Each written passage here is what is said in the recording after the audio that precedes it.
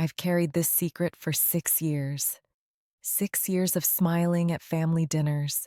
6 years of hugging my sister and feeling the weight of what I'd done press against my chest like a stone. 6 years of watching her build a life with a man who once looked at me the way he was supposed to look, only at her. And I said nothing. Not a word. Not a whisper. Not a single confession to ease the pressure building inside me like steam in a sealed container. Until 3 months ago, when everything I thought I'd buried finally clawed its way back to the surface.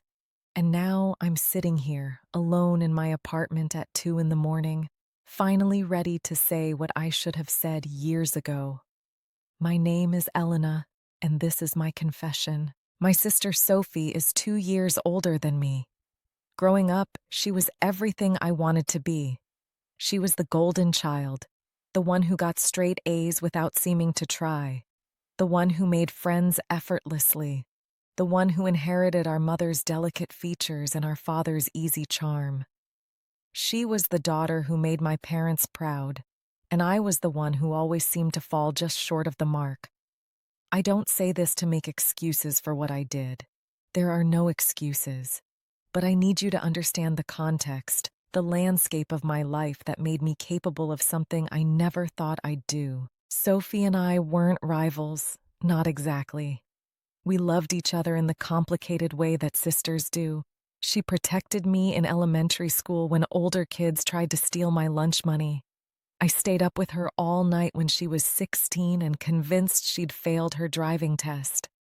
We shared clothes and secrets and the kind of unspoken understanding that comes from growing up in the same small house, hearing the same arguments through thin walls, learning to navigate the same parental expectations. But there was always this undercurrent, this sense that no matter what I did, I was always half a step behind her. She graduated with honors. I graduated. She got into her first-choice university. I got into my safety school. She landed her dream job in marketing straight out of college. I spent 2 years in temp positions before finally getting hired as a paralegal at a mid-sized law firm. Our parents never compared us out loud. They didn't have to. The pride in their eyes when they looked at Sophie said everything. And the gentle encouragement when they looked at me, the "you'll find your path, sweetheart," and the "everyone blooms at their own pace," only reinforced what I already knew. I was the lesser daughter, the one who tried hard but never quite measured up. I'm telling you this because I need you to understand that when I met Daniel, I was 23 years old and desperate for something that felt like victory. I was tired of being the supporting character in my own life. I wanted to matter to someone. I wanted to be chosen first, just once. But Daniel didn't choose me first. He chose Sophie. They met at a networking event in the summer of 2018. Sophie was 25, working as a marketing coordinator at a boutique agency in the city. Daniel was 28, a junior architect at a firm that was starting to make a name for itself. According to Sophie, they locked eyes across a crowded room and something clicked. She called me that night, gushing about this beautiful man with kind eyes and a crooked smile who made her laugh until her cheeks hurt. She said she'd never felt this way before. She said she thought he might be the one. I was happy for her, genuinely happy. Sophie had dated a series of mediocre men throughout her early 20s. A guy who forgot her birthday twice, another who criticized her cooking, a third who turned out to be texting his ex the entire time they were together. She deserved someone who would treat her right, and Daniel did. At least, that's what it looked like from the outside. I met him for the first time 3 weeks after they started dating. Sophie brought him to a family barbecue at our parents' house, and I remember watching him charm my mother within 5 minutes of walking through the door. He complimented her garden, asked thoughtful questions about my father's work, and looked at Sophie like she was the most precious thing he'd ever seen. He was handsome in an understated way. Not the kind of handsome that made you do a double take, but the kind that grew on you the longer you looked. Warm brown eyes, dark hair that fell slightly across his forehead, a smile that revealed slightly crooked teeth that somehow made him more attractive rather than less. He was 6 feet tall with broad shoulders and hands that looked like they belonged to someone who worked with them, which made sense, given his profession. When Sophie introduced us, he shook my hand and said, "Sophie talks about you all the time. It's great to finally meet the famous Elena." I remember thinking that was strange. Sophie talked about me? What could she possibly say that would make me famous to a man she'd just started dating? But I smiled and made small talk and tried to ignore the flutter in my stomach when his eyes met mine. I told myself it was nothing, just the residual loneliness of being single while my sister paraded her perfect new boyfriend in front of everyone. Just the natural response to attention from an attractive man. I was wrong. Over the next year, Daniel became a fixture in our family. He came to Christmas dinner and brought homemade cookies that my mother insisted were the best she'd ever tasted. He helped my father fix the leaky faucet in the bathroom and learn the names of all our family pets going back 3 generations. He remembered every detail Sophie told him about us and used that knowledge to make himself indispensable. Looking back, I can see the pattern now. I can see how carefully he cultivated his position, how deliberately he made himself invaluable to everyone around him. But at the time, I just thought he was wonderful. I thought Sophie had finally found her person. I was 24 when it happened. Sophie and Daniel had been together for just over a year, and they'd just moved in together. Our parents were thrilled. They'd already started hinting about engagements and grandchildren, and Sophie would blush and say they were taking things slowly, but I could see the hope in her eyes. I was still single, still working at the same law firm, still living in the same cramped apartment with a roommate who left dishes in the sink and passive-aggressive notes on the refrigerator. I was going through a particularly difficult time. My boss had passed me over for a promotion in favor of a colleague who had been there 6 months less than me, and my last attempt at dating had ended with a man telling me I was too intense after 3 dates. Sophie invited me to stay with them for a weekend. She said I needed to get out of my apartment, clear my head, and spend some quality time with family. She had a work conference that Saturday, she explained, so I'd have the day to myself. Maybe I could explore the neighborhood, find a nice cafe, decompress. I should have said no. Something in my gut told me it was a bad idea. But I was lonely and tired and desperate for any kind of change from my usual routine, so I said yes. I arrived on a Friday evening. Sophie made dinner, and the 3 of us sat around their small dining table, laughing and drinking wine and talking about nothing important. Daniel told stories about difficult clients at his firm, and Sophie complained about her overbearing boss, and I pretended my life wasn't falling apart one small disappointment at a time. After dinner, Sophie cleared the plates, and Daniel offered to show me the apartment renovations he'd been working on. They'd knocked out a wall to create an open-concept kitchen, he explained, and he was planning to build custom shelving in the living room. I followed him around as he pointed out architectural details and talked about load-bearing walls and sightlines, and I nodded along like I understood what any of it meant. At some point, we ended up on the balcony. Sophie was still inside, washing dishes and singing along to the radio. The night was warm for early October, and the city lights spread out below us like a scattered jewel box. "Sophie says you're having a rough time," Daniel said. I stiffened. I hadn't realized Sophie had shared the details of my personal failures with her boyfriend. "I'm fine," I said. "You don't have to pretend with me." His voice was gentle. "I know what it's like to feel like you're stuck. Like everyone around you is moving forward and you're just standing still." I didn't say anything. I was afraid if I opened my mouth, something would come out that I couldn't take back. Sophie talks about you, he continued. She thinks you're brilliant.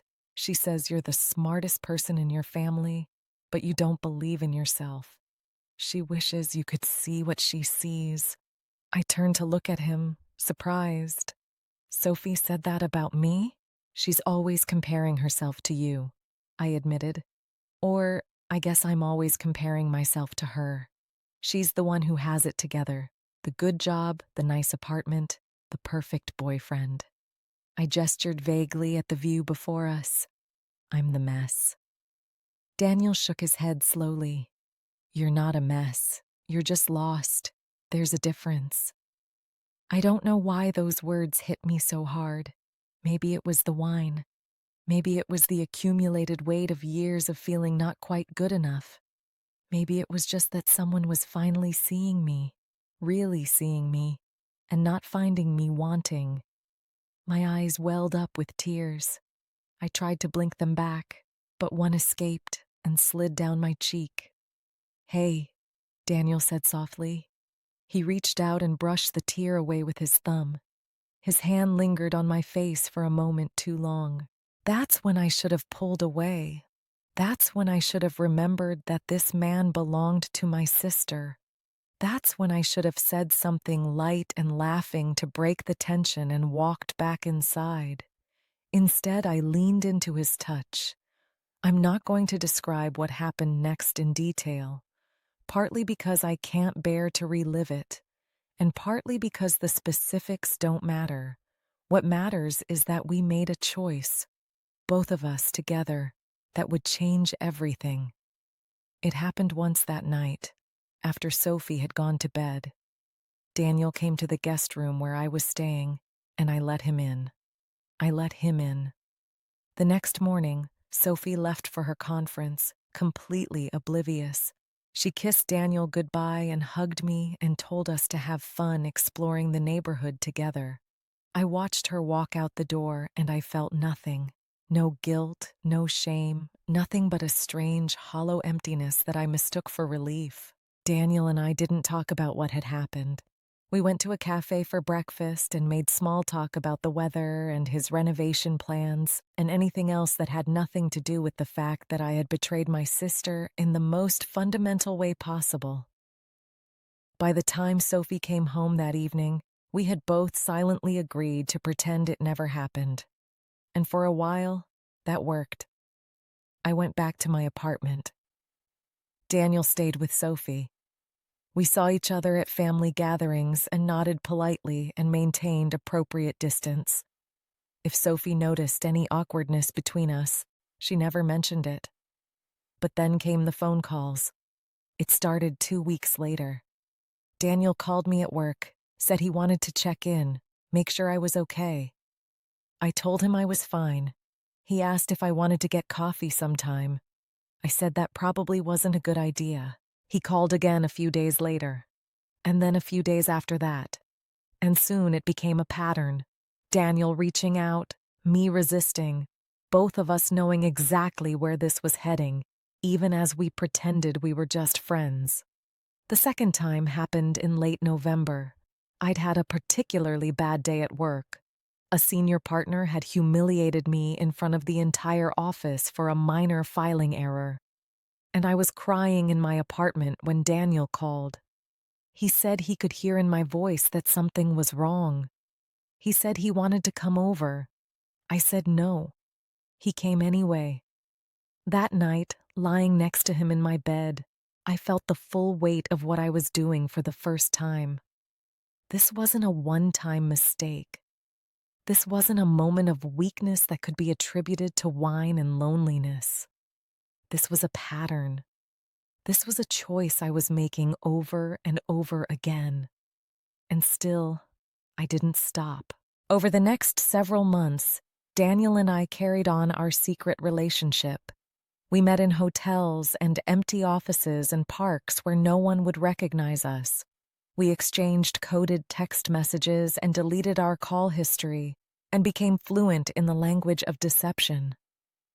I became someone I didn't recognize, a liar, a cheater, a woman who smiled at her sister's face while stabbing her in the back. The worst part wasn't the guilt, though there was plenty of that. The worst part was how good it felt to be wanted, to be chosen.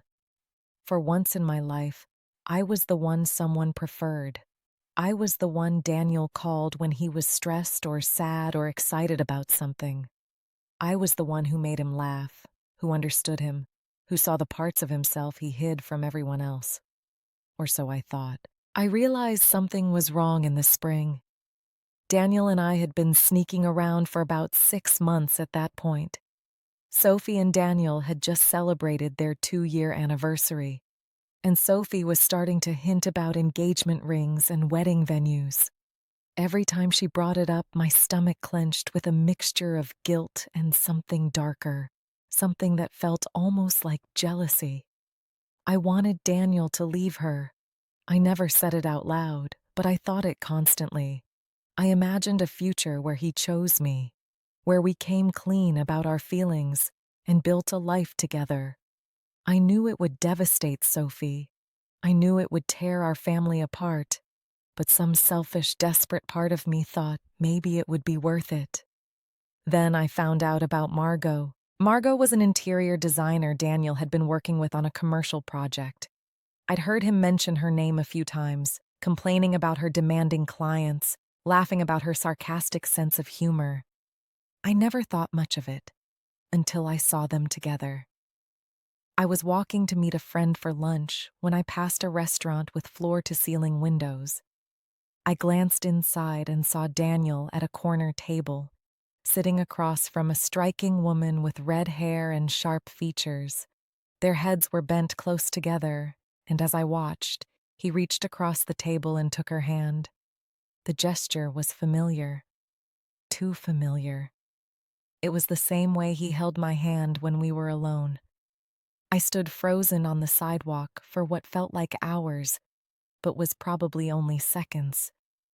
Then Daniel looked up, and his eyes met mine through the glass. The expression on his face told me everything. He wasn't surprised or embarrassed or even afraid. He looked annoyed, inconvenienced, like I was a problem he hadn't expected to deal with today. I turned and walked away. I walked for blocks without any idea where I was going, my mind spinning, my chest tight with a pain I couldn't name. By the time I stopped walking, I was standing at the edge of a park, trembling. Daniel called me that night. I didn't answer. He called again the next day, and the day after that. Finally, on the 4th day, I picked up. "Let me explain," he said. "There's nothing to explain." My voice was flat, empty. I saw what I saw. "Elena, you're overreacting. Margot is a colleague. We were discussing a project. You were holding her hand." Silence. "It's not what you think," he said finally. "You and I, we have something special. What I have with Margot is just..." "Just what?" I interrupted. "Just another affair? Just another woman you're lying to?" More silence. "How many others are there, Daniel?" My voice cracked. "How many women have you been telling the same things you tell me?" He sighed, and in that sigh, I heard the truth. I wasn't special. I wasn't chosen. I was just another conquest, another desperate woman who believed his pretty lies because she wanted so badly for them to be true. "I never promised you anything," he said. "I never said I was going to leave Sophie." "You implied..." "I implied nothing. You heard what you wanted to hear. That's not my fault." I hung up the phone and sat in silence for a long time. The shame I'd been suppressing for months came rushing to the surface, hot and suffocating. I had betrayed my sister for this man. I had risked everything: my family, my self-respect, my relationship with the one person who had loved me unconditionally my entire life, for a man who didn't care about me at all. And the worst part? I still couldn't tell anyone, because telling someone meant admitting what I'd done. It meant watching the disappointment in my parents' eyes. It meant losing Sophie forever. The secret that had seemed exciting and forbidden now felt like a prison cell, and I was locked inside with no way out. I stopped answering Daniel's calls after that. I made excuses to skip family gatherings where he would be present. When Sophie asked why I'd become so distant, I blamed work stress, health issues, anything that would buy me time and space. But I couldn't avoid them forever. And as the months turned into years, I got better at pretending. I attended their engagement party with a smile plastered on my face. I helped Sophie choose her wedding dress and bit my tongue until it bled. I stood at the altar as her maid of honor and watched her marry a man I knew would never be faithful to her. Because that was the other thing I carried with me, the knowledge that Daniel would never change, the certainty that somewhere out there, another woman was believing his lies, and Sophie was completely oblivious. I told myself it wasn't my place to say anything. I told myself that if I exposed Daniel, I would have to expose myself too, and the cost was too high. I told myself that maybe I was wrong. Maybe he had changed. Maybe marriage would settle him down. I told myself a lot of things. The wedding was in June of 2021. Sophie looked beautiful in a vintage lace gown our grandmother had worn 50 years earlier. Daniel looked handsome in his tailored suit, and when they exchanged vows, even I felt a flutter of hope that maybe this would be the making of him. At the reception, Daniel found me alone at the bar while Sophie was dancing with our father. "Elena," he said, "we should talk. We have nothing to talk about." I wanted to apologize for how things ended between us. He leaned closer, lowering his voice. "I was a mess back then. I wasn't thinking clearly, but I'm different now. Sophie changed me." I searched his face for any sign of sincerity. For a moment, I almost believed him. Then I saw his eyes flick across the room to a young woman in a red dress, one of Sophie's college friends, and I watched the familiar hunger flicker across his face. He hadn't changed. He would never change. "Stay away from me," I said quietly, "and stay away from her." I nodded toward the woman in red. Daniel's expression hardened. "You don't know what you're talking about." "I know exactly what I'm talking about, and if you hurt my sister again, I will destroy you." It was an empty threat, and we both knew it. How could I destroy him without destroying myself? But the words felt good to say, even if they meant nothing. Daniel walked away, and I spent the rest of the night avoiding him. When Sophie threw her bouquet, I deliberately stepped back so someone else would catch it. When it was time for the maid of honor speech, I recited words I'd rehearsed 100 times, words about love and loyalty and forever that tasted like ash in my mouth. After the wedding, Daniel and Sophie settled into married life. They bought a house in the suburbs. They adopted a rescue dog named Maple.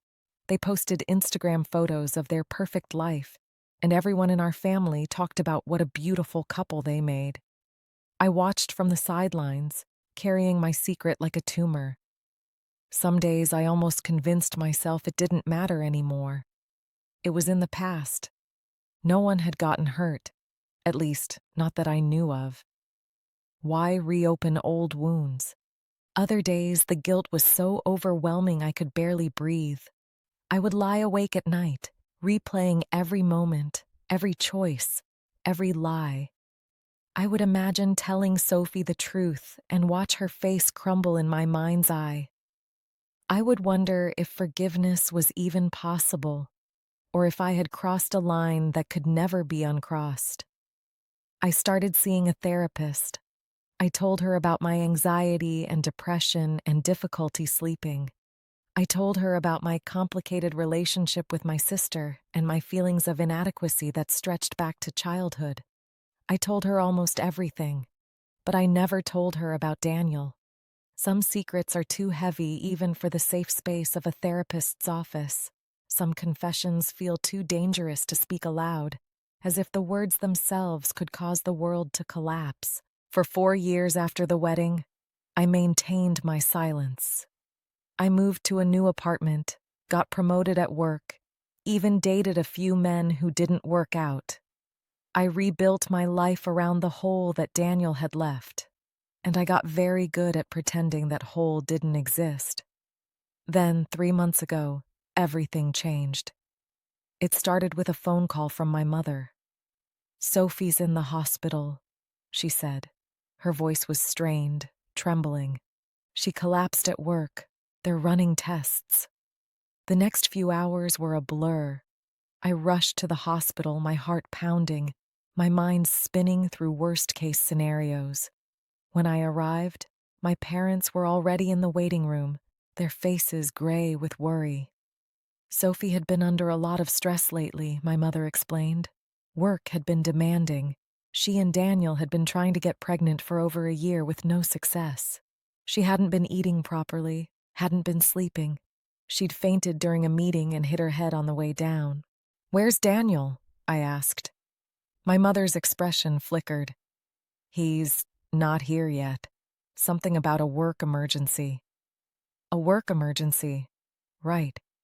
Sophie was awake by the time they let us see her. She looked pale and fragile in the hospital bed, an IV in her arm and a bandage on her forehead. But she smiled when she saw me, and for a moment, I saw the sister I'd grown up with, the one who had protected me, believed in me, loved me unconditionally. The guilt hit me so hard I nearly doubled over. "Hey you," Sophie said. Her voice was weak but warm. "Mom's overreacting. I'm fine." "You collapsed," I said. "That's not fine." "I've just been stressed. Work has been crazy and—" She trailed off, her smile fading. "And things at home haven't been great." My heart clenched. "What do you mean?" Sophie glanced at our parents, then back at me. "Can we talk alone?" I nodded.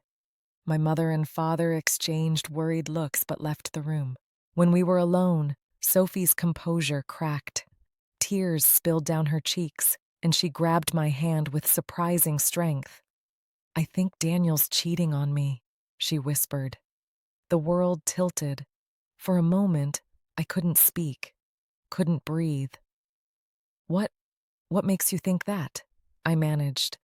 "Little things. He's always on his phone, always stepping out to take calls. He comes home late and makes up excuses that don't quite add up. And last week I found a receipt in his pocket for a restaurant I've never been to. A restaurant he supposedly went to for a client dinner."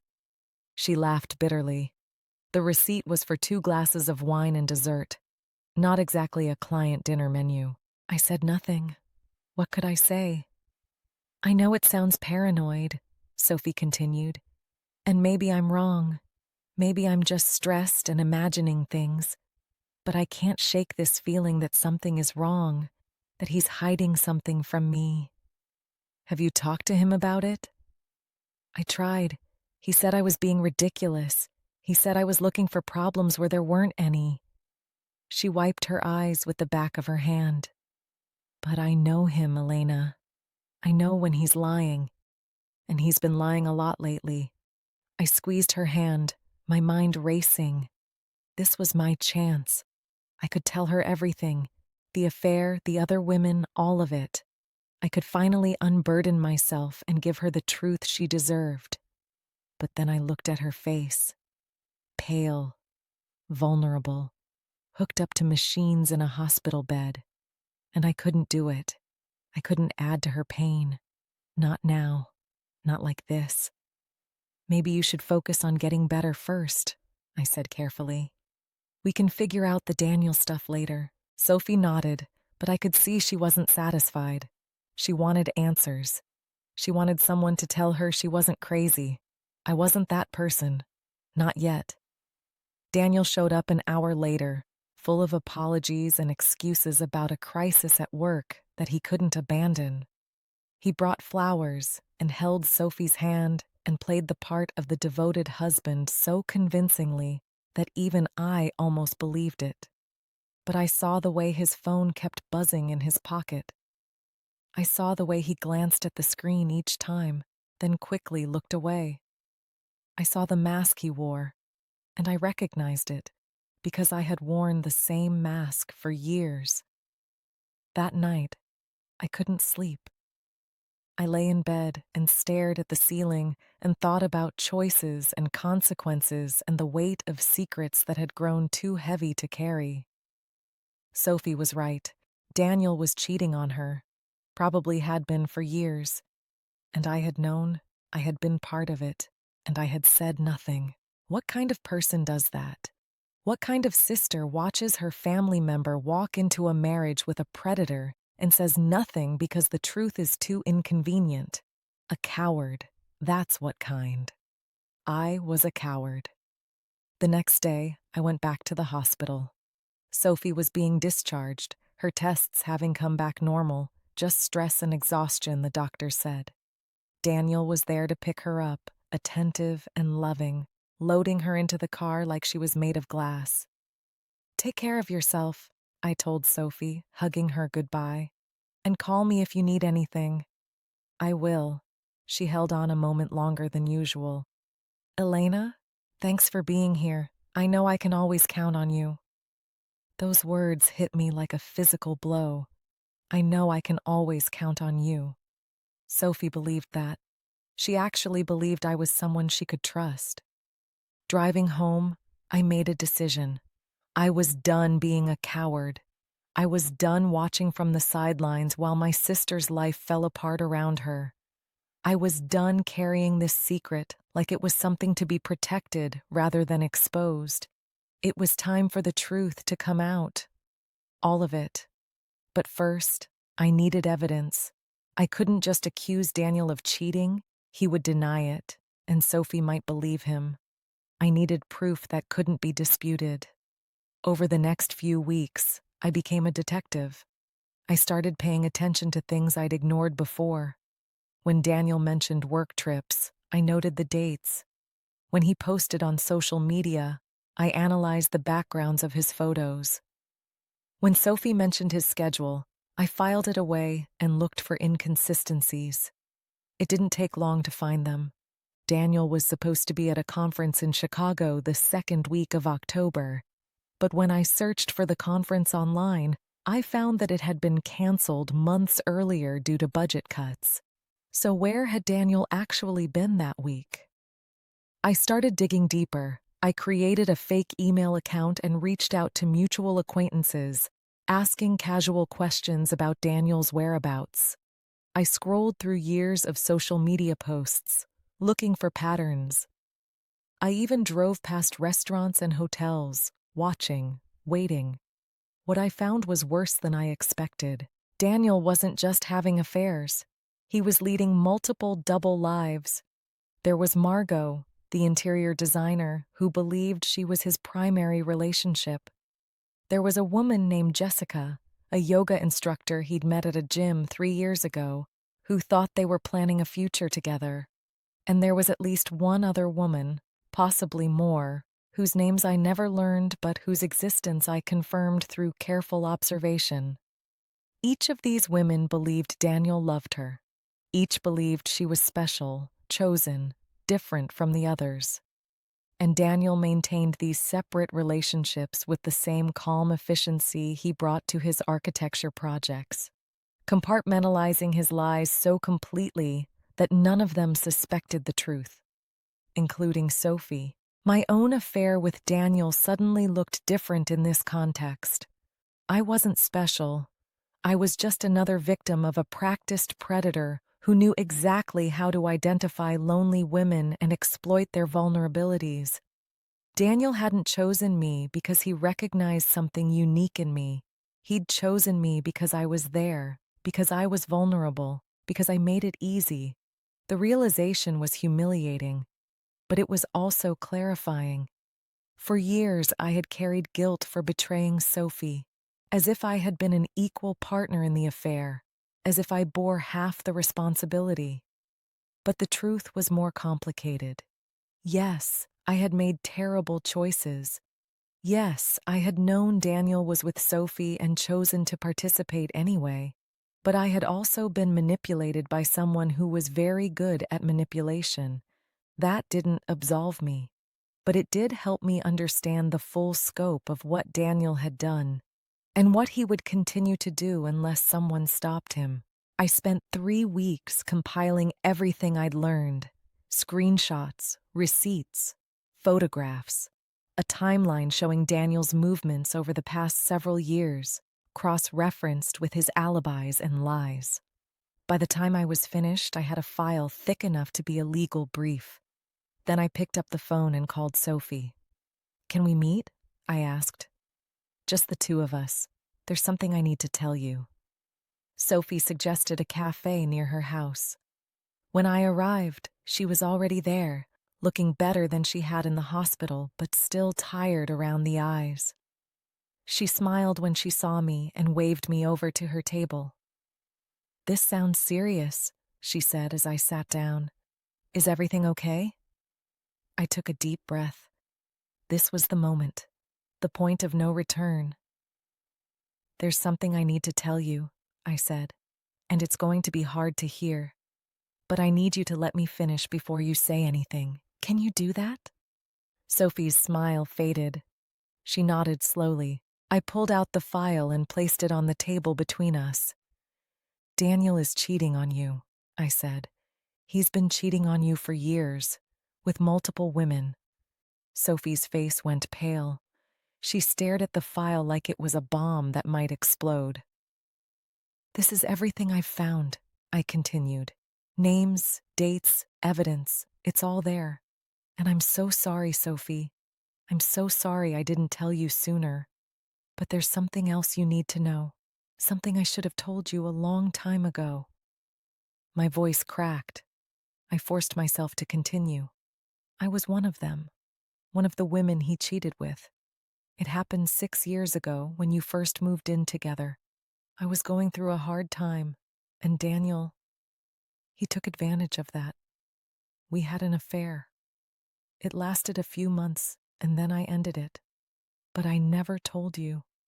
I should have told you, but I was scared and ashamed, and I thought I was protecting you by keeping quiet."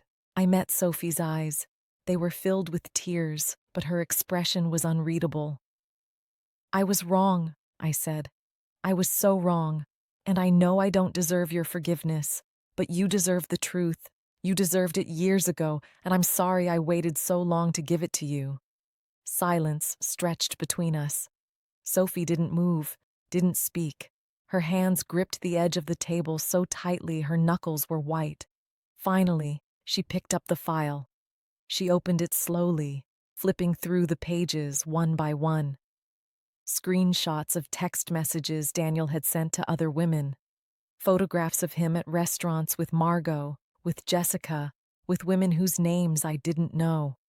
A timeline showing his lies mapped against reality. And there, at the end, a section about me. My own confession, written out in detail, complete with dates and circumstances. Sophie read it all in silence. When she finished, she closed the file and placed it back on the table. "How long have you known about the others?" she asked. Her voice was flat, hollow. "I suspected for a while, but I only confirmed it in the past month." "And you?" She swallowed hard. "You and Daniel, that really happened?" "Yes." "6 years ago?" "Yes." "And you've been lying to me ever since." It wasn't a question. I nodded anyway. Sophie stood up abruptly. For a moment, I thought she was going to leave. Instead, she walked to the counter, ordered another coffee, and came back to the table. She sat down and took a long sip, her hands trembling slightly. "I knew," she said finally. I stared at her. "What?" "I knew. About you and Daniel. Not the whole thing, but enough. I saw the way you looked at each other after that weekend. The way you suddenly stopped coming to family dinners. The way Daniel got defensive whenever your name came up." She laughed bitterly. "I'm not stupid, Elena. I just didn't want to believe it. I felt like the ground had shifted beneath me. You knew? All this time? I suspected. I told myself I was being paranoid. I convinced myself it was nothing, just a weird vibe, probably my own insecurities projecting onto you. But deep down, I knew. Why didn't you say anything? Sophie's eyes met mine. Why didn't you? I had no answer. We sat in silence, two sisters bound by blood and betrayal, both complicit in our own ways. I should hate you, Sophie said eventually. Part of me does, I think. But mostly I just feel tired. I've been tired for years, tired of pretending, tired of making excuses, tired of convincing myself that my marriage was something it wasn't.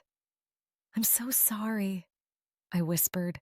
I know that doesn't mean anything, but it means something.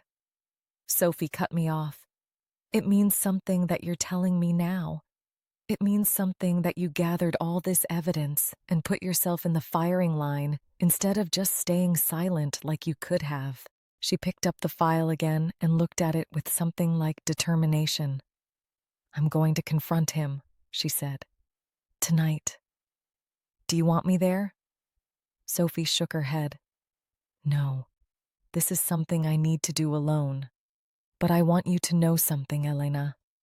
She reached across the table and took my hand. What you did was wrong, and it's going to take me a long time to trust you again. But you're still my sister, and I'd rather know a painful truth than live a comfortable lie. She squeezed my hand once, then let go. I'll call you when it's done. I watched her walk out of the cafe, the file tucked under her arm like a weapon she was finally ready to use. Part of me wanted to run after her, to be there when everything exploded, to face the consequences alongside her. But she was right. This was her battle to fight. I had done my part. I went home and waited. Sophie called me 3 hours later. Her voice was calm, too calm, the kind of calm that comes after a storm has passed. It's over, she said. I showed him everything. He tried to deny it at first, but when he saw the evidence, he just stopped. Like a machine that ran out of power. He didn't apologize. He didn't explain. He just said, I guess you know everything now. And that was it. What are you going to do? I'm filing for divorce. My lawyer says the evidence will make the process easier. We have a prenup, so financially I'll be okay. And I'm going to tell people, our family, our friends, everyone. He doesn't get to keep playing the victim while I cover for his lies. Sophie, I know what you're going to say. That I should think about it more, take my time, make sure I'm ready. But I've been thinking about it for years, Elena. I just didn't want to admit it. Now I don't have a choice. She was quiet for a moment. One more thing, she said. I talked to Margot. I felt my stomach drop. You what? I found her number in Daniel's phone while he was in the shower. I called her and told her everything. She didn't believe me at first. Daniel had apparently told her we'd been separated for months. But when I sent her some of the evidence, she went quiet. Then she started crying. Is she okay? I don't know, but she deserved to know the truth. So did Jessica. I'm going to reach out to her too when I have the energy. I was amazed by my sister's strength. After everything she'd been through, everything I had put her through, she was still thinking about others. Still trying to protect women she didn't even know. You're incredible, I said. I don't know how you're handling this so well. Sophie laughed, but there was no humor in it. I'm not handling it well. I'm just numb. The real breakdown will come later, probably at 3 in the morning when I can't sleep, and I start replaying every moment of my marriage, looking for signs I missed. But right now I'm just focused on getting through the next hour. Is there anything I can do? Actually, yes. I need a place to stay. I can't be in that house anymore. Not with him. Would it be okay if I came to your apartment for a few days? My throat tightened. Of course, you can stay as long as you need. Thanks. She paused. And Elena? I meant what I said earlier. I'm still angry. I'm still hurt. But I don't want to lose you. You're my sister. Whatever happens with Daniel, that doesn't change. I started crying then, quietly, so she wouldn't hear. But I think she knew anyway. I'll see you soon, she said, and hung up. Sophie moved into my apartment that night. She arrived with 2 suitcases and a haunted look in her eyes that I recognized because I'd worn the same expression for years. We didn't talk much those first few days. We moved around each other carefully, both of us processing in our own ways. I gave her my bedroom and slept on the couch, feeling like it was the least I could do. She spent hours on the phone with lawyers and friends and family members, telling the story over and over until the words became automatic. Our parents took the news badly, not the divorce, but my involvement. When Sophie told them about my affair with Daniel, my mother cried, and my father went silent in that terrible way that meant he was too disappointed for words. They didn't call me for 2 weeks. When they finally did, the conversation was painful. My mother asked how I could do something like that to my own sister. My father said he didn't know who I was anymore. I absorbed their anger because I deserved it, and when the call ended, I cried until I couldn't breathe. But slowly, things started to shift.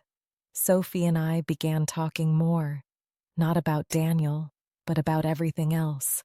About childhood memories and inside jokes and the complicated dance of sisterhood that had defined our lives.